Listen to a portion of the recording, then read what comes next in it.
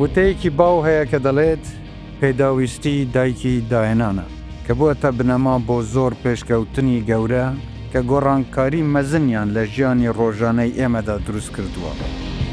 3 ساڵ لەمەوبەر کاتێک ئینستیتیوتی داهێنان و نوێگەریی کوردستان KII وەک دامەزراوەیەکی تایبەت بۆ نوێگەری و داهێنان لە کوردستان ڕاگەیاند، بەڵێنماندا کە پارکێکی تایبەت بە زانست دروست بکەین.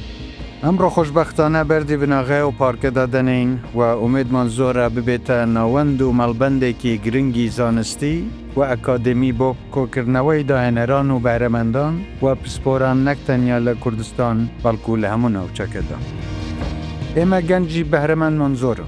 دەمانەوێت کوردستان ببێ بە ئەو شوێنەی کە گەنجەکانمان هەر لێرە بتوانن بیرۆکەکانی خۆیان کەن بە پرۆژە.